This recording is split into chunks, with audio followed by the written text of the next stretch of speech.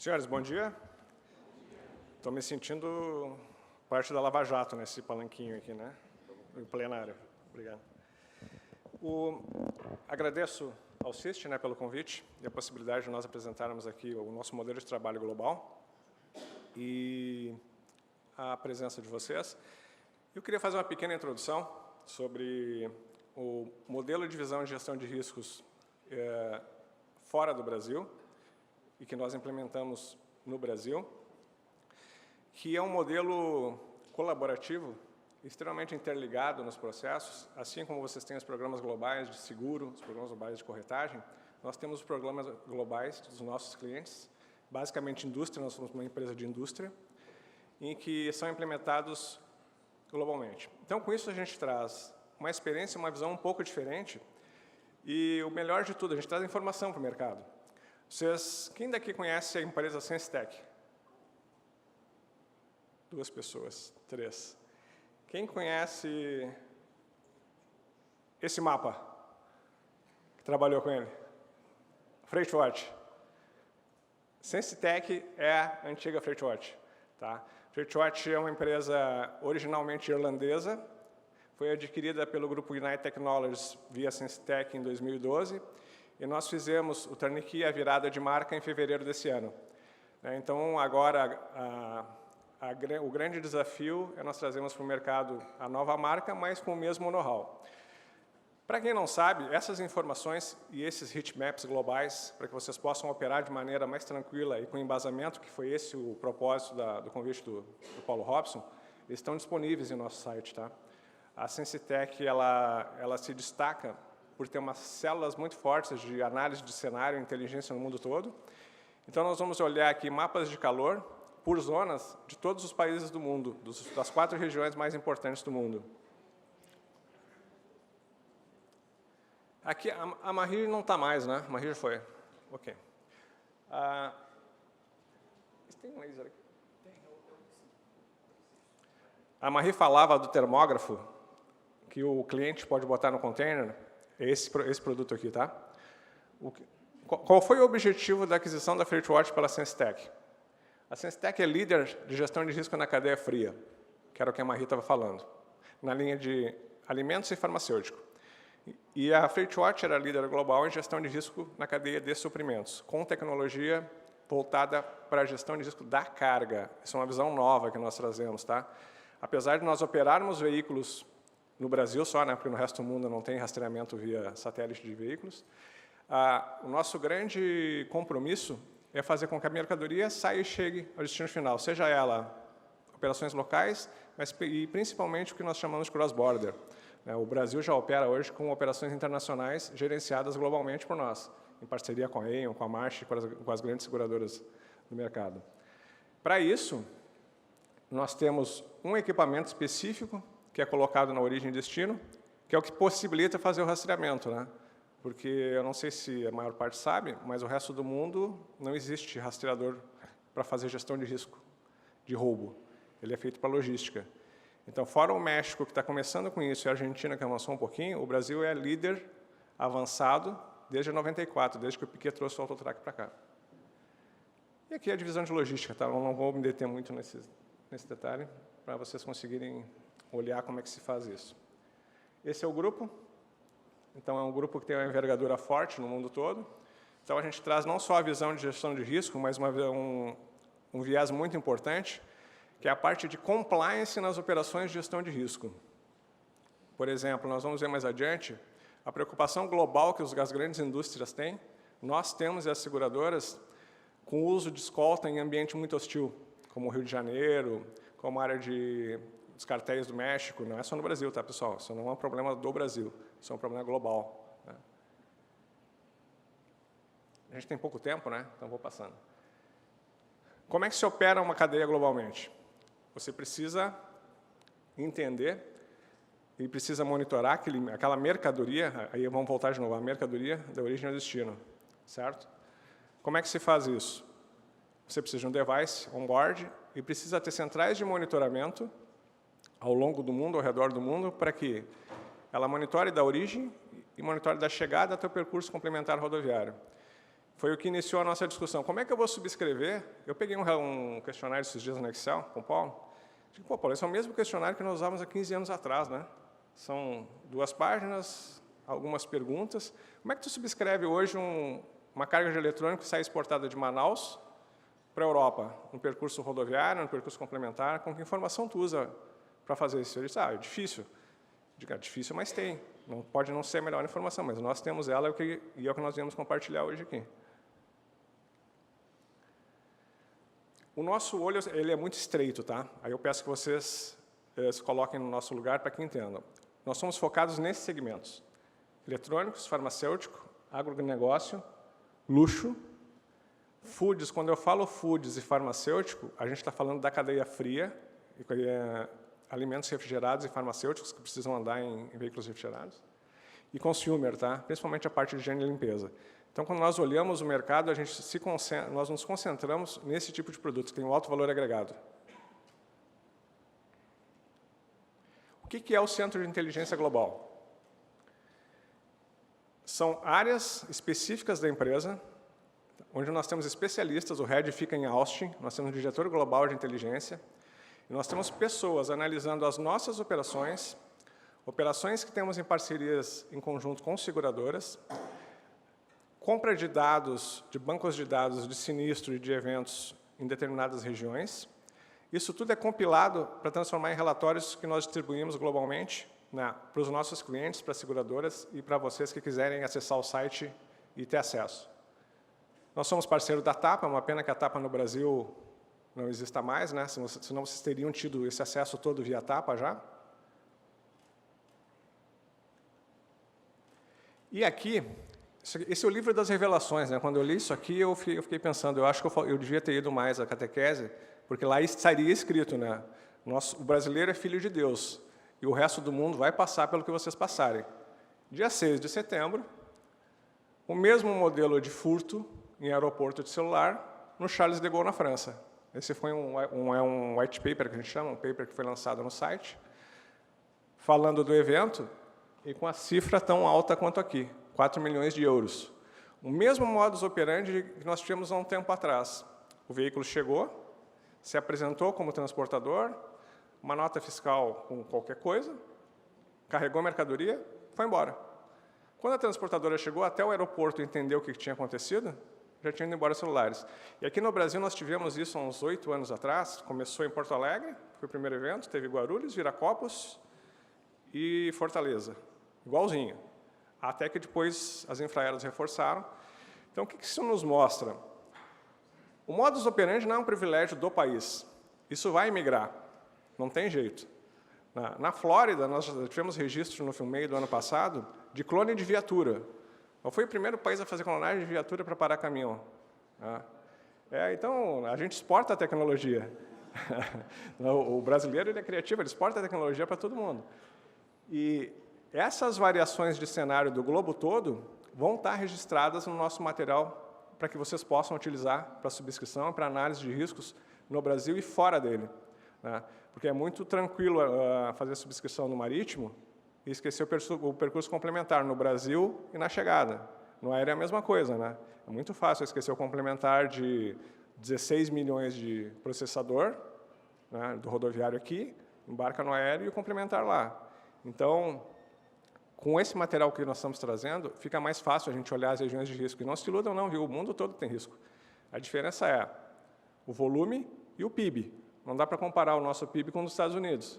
Nós temos um volume de dinheiro menor de roubo do que os Estados Unidos, né? Um volume maior de dinheiro, só que em relação ao PIB, o percentual é menor. Então, não se iludam, não. O mundo todo sofre disso. Aqui eu deixei para vocês, tá, para simplificar, como nós temos pouco tempo de apresentação e discussão, uma matriz de como funciona em todos os países, tá? Nas regiões, na verdade. Então, nós temos 4 linhas aqui. Ó. O modus operandi mais comum, Estados Unidos, furto, e é furto mesmo, tá? O caminhoneiro para o veículo para dormir, para pernoitar, para se alimentar, o veículo é roubado. Agora, como existe equipamento de rastreamento, às vezes é levado para um local, eles esperam ver se vai ter movimentação da polícia. Se não tiver, a carga é negociada. A resposta da polícia, aí vem um pouco de diferença de cenário, né? Quando há o acionamento da pronta resposta lá para localização da carga, a polícia tem uma estrutura que nós não podemos comparar com a nossa e nem com os países da América do Sul, né? Então a resposta é muito boa. Aqui nós somos modestos, mas a resposta é boa nos Estados Unidos. México. O cenário é muito semelhante ao nosso. O México sofre o problema dos cartéis de droga. Então, nós basicamente temos um corredor de exportação e importação entre México e Estados Unidos, né? E lá existe uma característica interessante de escolta, que escolta no México não pode ser armada. Então, se pede para que essas escoltas não se armem, porque se tiver enfrentamento com o México, vai acontecer que nem acontece no Rio hoje, né? Não existe a condição de embate da escolta com os cartéis de tráfico. Então, eles têm um cenário muito semelhante e a preocupação da companhia começou no México em função da violência. E nós temos trazido essa preocupação da gestão de escolta, da contratação em ambiente muito hostil de risco para todas as nossas operações, para todos os nossos clientes. E não existe um processo que seja eficiente ou eficaz se o embarcador, principalmente, não fizer parte dele. Porque para que algumas coisas funcionem, ele precisa ter a mesma consciência que nós temos de operação. Então, não adianta ele querer operar no Rio como fábrica, nós temos bastante medicamento no Rio, e liberar veículo às 24 horas com escolta. Isso não vai funcionar. Ele vai ter que fazer um horário de corte diferente de carregamento, porque o ambiente não é propício a isso. No México, igual, e em alguns países da África do Sul, igual. Então, se nós não trouxermos tudo isso e nós tivermos coragem de dizer para o embarcador, ó, não dá para fazer, não faz. Ó, Paulo Robson, não libera, não subscreve isso, desse jeito. As coisas não mudam, né? Então, há quem diga que não dá para fazer. Dá porque a gente consegue fazer. Tá? Nós temos conseguido a duras penas, mas temos conseguido. Nós somos uma empresa operando há 3 anos com monitoramento. Nós temos um roubo de eletrônico. E nós somos os maiores clientes de eletrônico farmacêutico do Brasil e defensivo agrícola. Europa. Europa é um pouquinho diferente, é mais tranquilo, tá? É o nosso antigo furto de cider, né? Corta o cider, baldeia para uma caminhonetinha, o que dá, e vai embora. Quando eu falo Europa, nós vamos ver os mapas ali, bem concentrado na Itália, tá? E a Itália tem um pouco do nosso perfil, por causa da máfia, da operação da máfia. E há uns 20 dias atrás, eu conversando com o diretor corporativo de uma empresa de cosméticos francesa, ele estava me dizendo que o problema social da Europa ali de imigração de gente levou com que a máfia russa também começasse a ter movimentação de tráfico de pessoas e consequentemente, movimentação um pouco diferente para roubo de carga. Então, onde há miséria, há serviço organizado, há equipe organizada e quadrilha organizada para explorar isso, né? Brasil, eu não preciso falar, né? Nós somos aí campeões na metodologia, o que não é ruim, porque apesar da FreightWatch e a Senstec serem uma empresa americana com uma visão global, muitos dos processos foram otimizados a partir daqui, de como funciona aqui, porque já está acontecendo o mesmo modus operandi em outros países, e os equipamentos de rastreamento foram muito aperfeiçoados a partir das deficiências que nós tínhamos aqui. Jammer, sinal de telefonia celular, sinal de GPS. Aqui está. Então, comunidade europeia, que nós achávamos que não tinha roubo. Como funciona o nosso heatmap, tá, pessoal? Nós entendemos o risco por nível de dificuldade, ou por camadas. Nós o tratamos por camadas.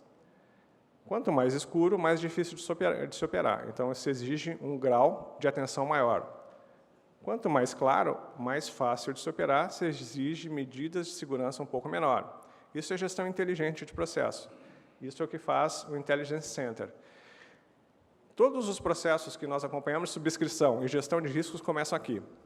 Tá? Então, se vocês quiserem, quem tiver necessidade, subscritor, companhia de seguro, corretor, está disponível no nosso site. É só se inscrever, vocês vão ter acesso a determinadas regiões para esses heatmaps que são atualizados a cada trimestre. Então, terão 4 atualizações por ano. Certo? Então, a Europa, que muitas vezes a gente pensa que não tem evento, quase 570 eventos. Tá? o furto mais comum e com destaque para a Itália. Mas a Itália ainda é aquela movimentação da máfia, né? Mais organizada. Estados Unidos, que nós achávamos que não tinha problema, como eu disse, né, algumas coisas só não são divulgadas. E aqui o Chaya me lembrou bem, pelo comércio marítimo, a costa do Pacífico, que é uma das regiões mais complicadas para se transportar, né, uma das regiões que mais chega mercadoria hoje, vinda da China, né, da Índia e pela costa do Pacífico, aqui Chile, alimentos e tal. 140 eventos no primeiro quarter, roubo de caminhões estacionados, como eu tinha falado, e Los Angeles é a região com maior índice de roubo. Só que os roubos são de alto valor, tá? Lá não se rouba 50 mil reais, normalmente. Lá são roubos de elevado valor agregado. Mas vocês vejam que Miami é um local complicado também para exportação, tá? Nós temos vários registros em Miami de mercadoria para exportação, principalmente eletrônico, roubado naquela região para distribuição dentro dos Estados Unidos. Então não muda muito. O que muda é a forma como se faz e a forma de resposta do Estado. Isso é o que muda.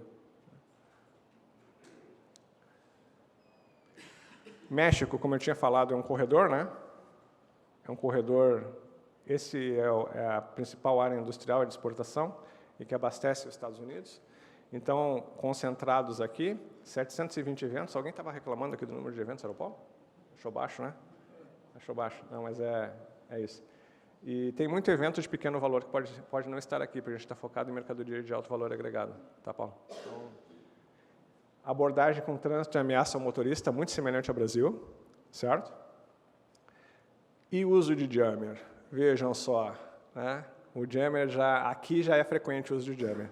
Nos Estados Unidos está aparecendo já, mas no México, inclusive nós estamos com uma operação conjunta com um parceiro de RF no México, porque justamente para tentar compelir um pouquinho mais esse problema do roubo e recuperação, né? Só que aqui é mais ou menos que nem que nem Rio de Janeiro, tá? Entrou para as abas laterais onde os quartéis tomam conta, não tem o que fazer. Esquece, porque que é o cenário do Rio hoje, né? Hoje o nosso compromisso com o Rio, com o embarcador, é criamos uma rota de desvio e um horário de circulação restrito. E era isso. E vamos cumprir e vamos olhar adequadamente, atentamente essa mercadoria.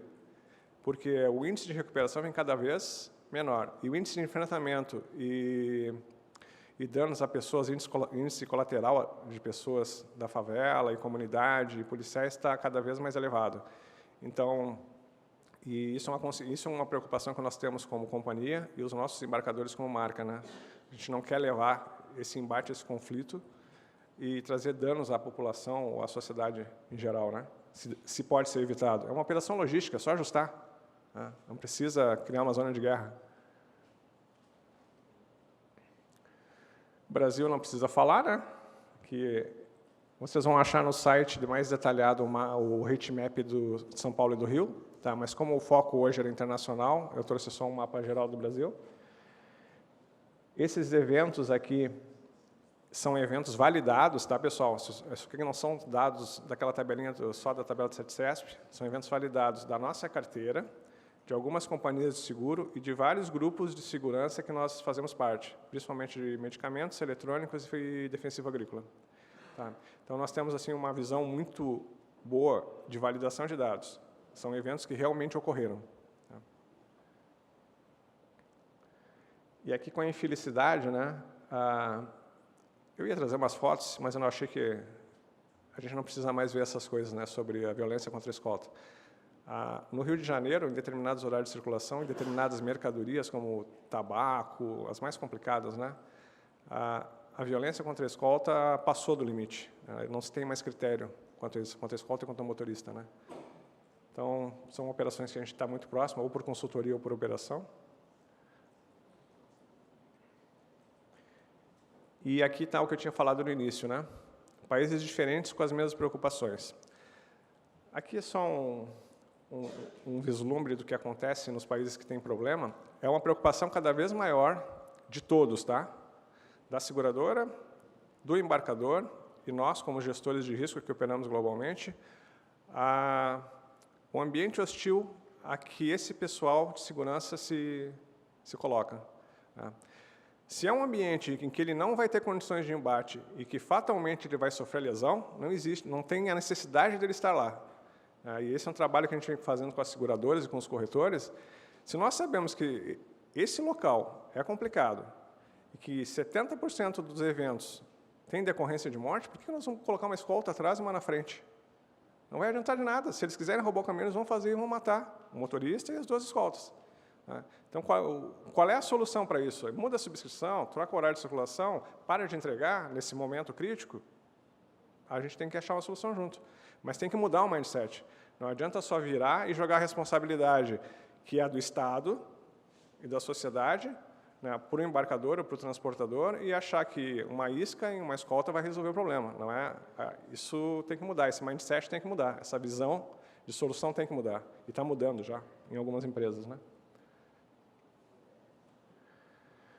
Como é que nós operamos monitoramento no resto do mundo se não tem caminhão, né? Vou passar essa, vai estar disponível para vocês.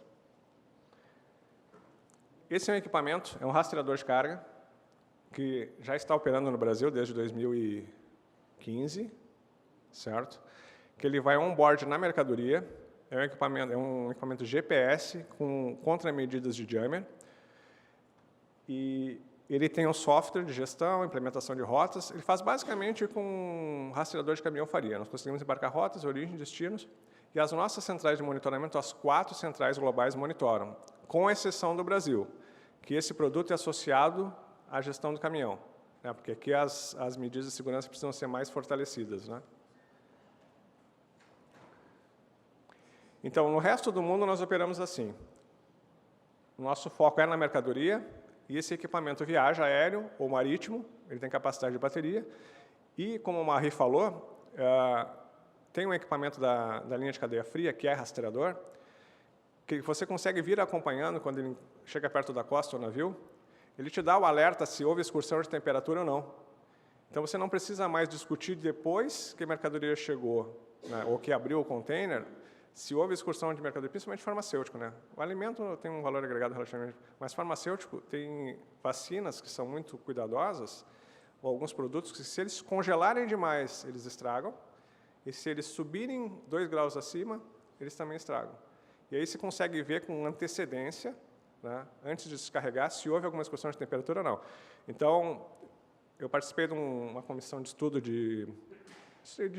em algumas seguradoras sobre isso. Muitas companhias não queriam mais fazer seguro de mercadoria frigorificada, né, em função dos problemas, porque o caminhão sai com uma temperatura, ele sofre alguma alteração no caminho, e vamos combinar, né, isso não é só no Brasil, é em qualquer lugar do mundo.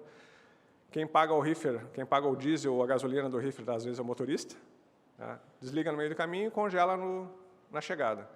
Então, os termógrafos inteligentes, não só os termógrafos, o que ela falou foi sobre o termógrafo que é passivo, tá? Você chega e faz o download e ele dá o histórico. Esse termógrafo inteligente te diz antes, digo, olha, quando o primeiro sinal de telefonia celular que ele pegar, ele já te avisa, eu tive excursão de temperatura aqui, acima ou abaixo.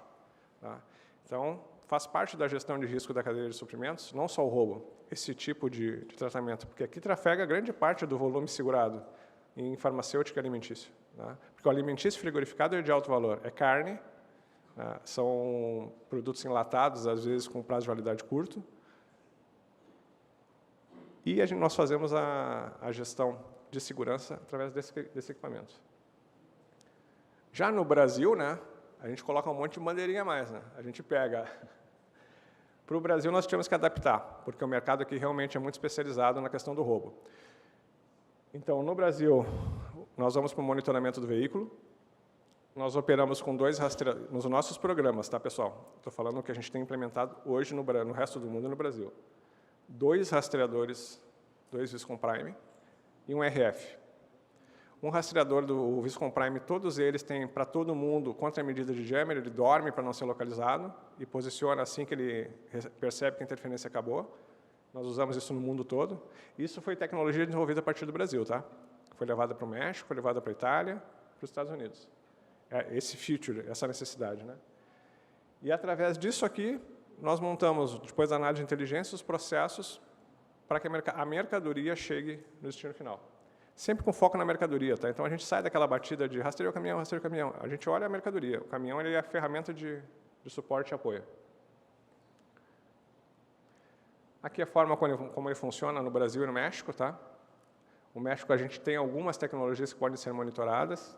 Tá? Monitoramento do caminhão, um rastreador ativado, o outro desativado, a parte de Detect Jammer, e um RF.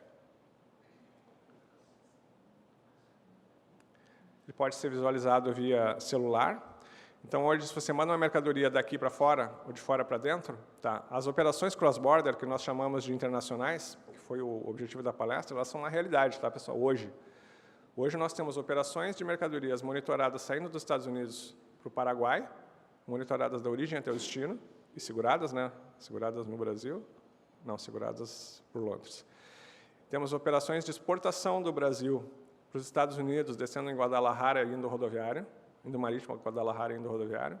E temos entrada de medicamentos via Uruguai, monitoradas desde o Uruguai até o Brasil, cruzando a fronteira. Essas são as formas de nós fazermos uma subscrição melhor e termos segurança no processo de transporte. Porque isso aqui é um triângulo das Bermudas, né? Até o navio atracar ou o avião aterrissar, a gente sabe onde está a mercadoria. Saiu dali, desapareceu. Tá? Então, nós mudamos esse conceito, trazendo ferramentas novas para que se possa trabalhar com segurança em determinados produtos, principalmente, que exigem segurança, né? Aqui um exemplo de uma operação que sai do porto de Everglades. Isso aqui é uma trading de eletrônicos e artigos de luxo. Ela vai até o Paraguai, não me perguntem por quê, mas ela sai de Everglades, desce em Santos, vai rodoviária até o Paraguai. A trade opera no Paraguai. E é monitorada por nós, pela central de Austin, o primeiro percurso, pela central do Brasil, a segunda perna até Paraguai. Aqui o cross-border rodoviário, um deles, tá? Saindo do porto de Montevidéu até São Paulo, medicamento. Esse é o sinal do nosso equipamento, tá, pessoal? Esse é o sinal do nosso rastreador móvel, não é o sinal do caminhão. Isso aqui que eu estou mostrando é o sinal do nosso equipamento. Então, vocês vejam que mesmo na costa, quando ele chega perto da costa, ele posiciona. E se é equipamento frigorificado, ele já te dá alerta se houve excursão de temperatura ou não.